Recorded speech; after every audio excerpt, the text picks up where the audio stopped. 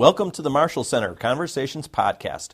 I'm your host, Public Affairs Director, James Brooks. You know that comfortable post-Cold War order that dominated European security since the collapse of the Soviet Union?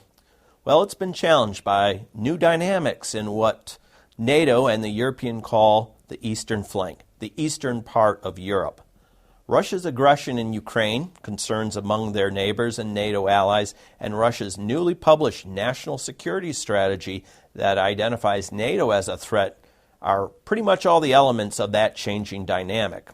The Marshall Center launched a new week-long resident course called the European Security Seminar East this month. Here, mid-level and senior-level security practitioners from Europe, Eurasia, and the U.S. will work together to build a common understanding of the new security landscape in the East and will develop comprehensive strategies to address conflicts, vulnerability, and this overall disorder. Dr. Karl-Heinz Kamp, president of the German Federal Academy for Security Policy in Berlin, spoke with the 58 participants from 28 countries who are part of this resident course. To say Dr. Kamp is an expert on European security is probably an understatement. In fact, former U.S. Secretary of State Madeleine Albright selected him as one of the advisors for the NATO expert group on the new strategic concept in 2009. We had a chance to interview him for this podcast, and so here's our interview. Okay, Doctor, why don't you start with your name and your position? Well, yes, I'm Karl-Heinz Kamp. I am now the president of the Federal Academy for Security Policy, which is one of the governmental institutions in Berlin educating people from the ministries on security policy issues. All right. Now, I understand from your biography you were selected by former U.S. Secretary of State Madeleine Albright to be an advisor on the NATO expert group on the new strategic concept. Now, why was that group convened back in 2009, I believe it was, and what was the recommendations that came from that report? Well, the idea was that NATO needed a new strategic concept because the previous one was from 1999, so slightly overtaken by events. So the idea was not this time not to have NATO committees writing something internally, but to ask a wise men group of 12 people, the 12 apostles, as we call them, plus a couple of so-called Sherpas, which was me, to provide the Secretary General and NATO with a draft on how the new NATO strategy could look like. Now, it sounds like there's been truly a big change in dynamics in European security affairs since you were part of that group. Now, given hindsight is 2020, did the group underestimate Russia or any other aspect that's impacting Eastern Europe now? No, I don't think so. I mean, of course, things have fundamentally changed with regard to Russia or with regard to what's happening in the near Middle East. However, there was always a slight different view in NATO on Russia. The more eastern you come geographically, the more skeptical countries, also for historical reasons, were. The more western, on the western side, the idea prevailed that we need Russia because it's a big and important country. Right.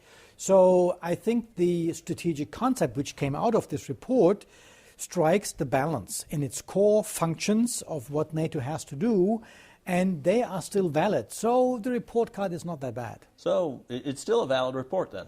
It is. Well, I mean, the report was just the pre-product, so to speak, for the strategy. The strategy is the important document. And NATO has a strategy which is still valid. We start thinking now of whether or not agreeing on a new one, writing a new one, which is always a painful process in an institution of 28, 29 countries. But for the time being, it is not completely urgent because it covers, with regard to what NATO needs to do and what it's good for, I think it's still valid.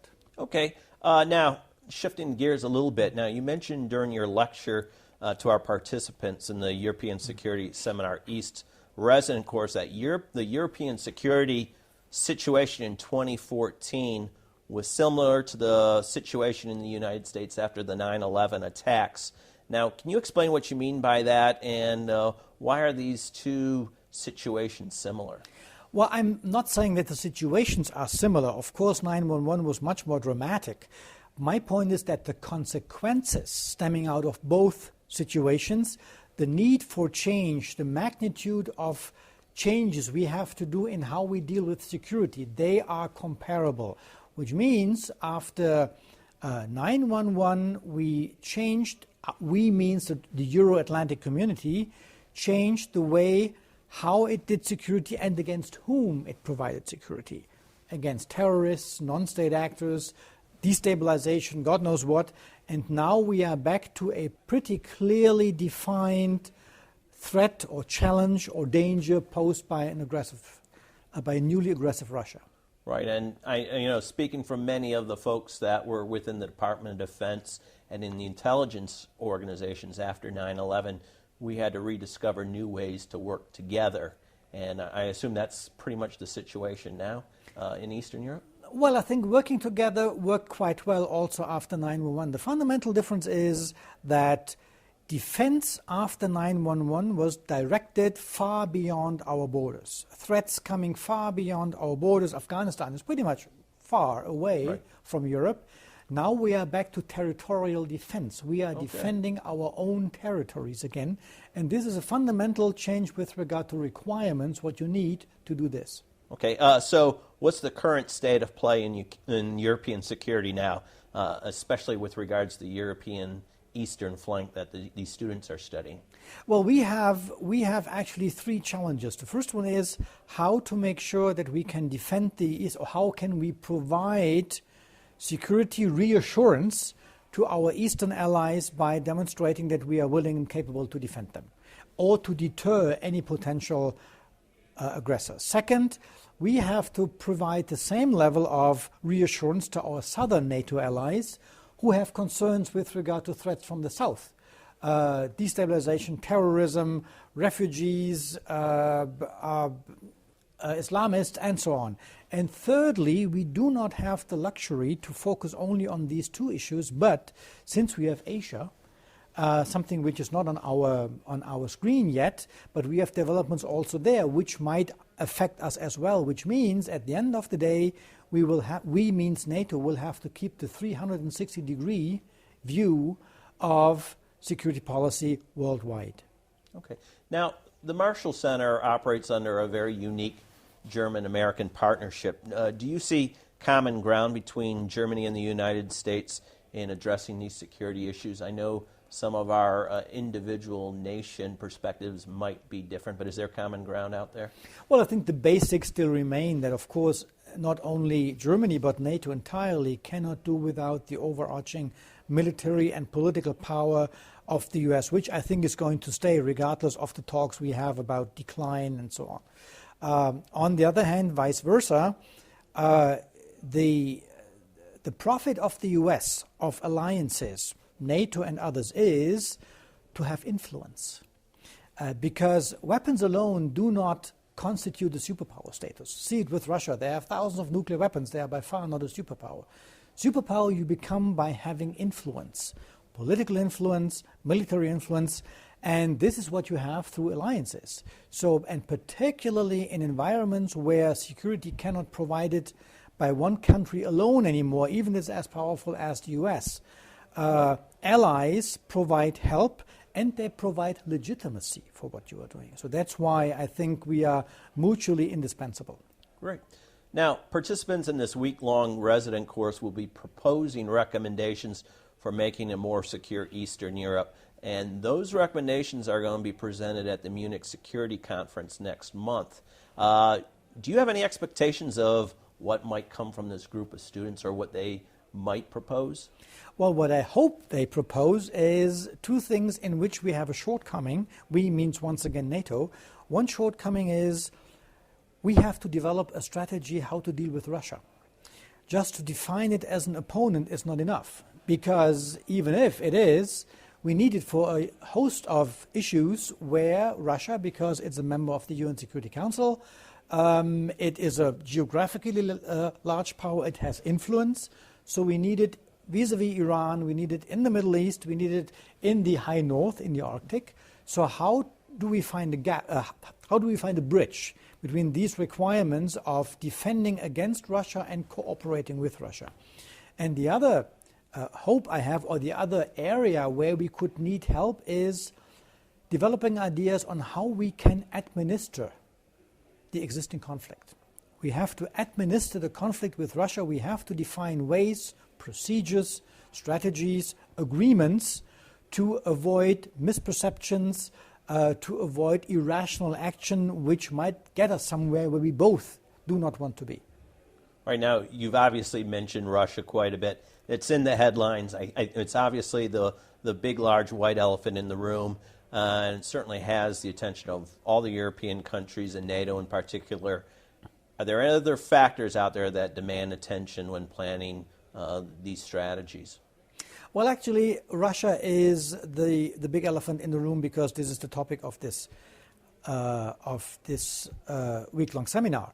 It is not the only one. As I said, the entire South issue, which now hurts us pretty much through almost uncontrollable amounts of refugees, is a major issue. As I was saying, probably the answer China will give on its own future might be for us as relevant as what Russia is doing right now. Not at least because, for instance, we, which means the West, is dependent on the freedom of the Malacca Strait as relevant or as much as the US and other Pacific powers are. So it is. So Russia is not the only issue, but it's one the closer you come to the East, the more focus is on Russia.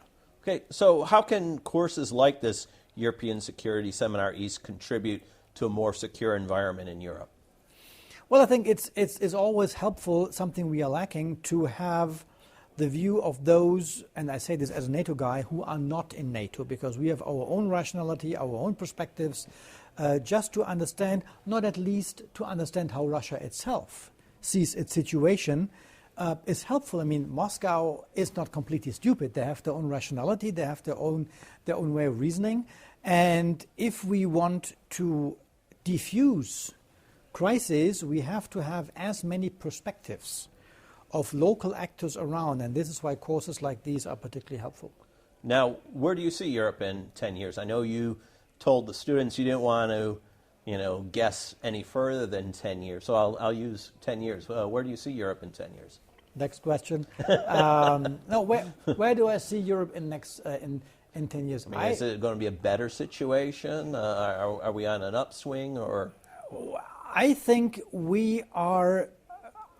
Until a couple of months ago, I would have said we are in a downswing because particularly Europe is suffering from a number of not necessarily security-related issues, of overaging, of being hostile to economic and political reforms, of being self-centered, of not having a wider perspective.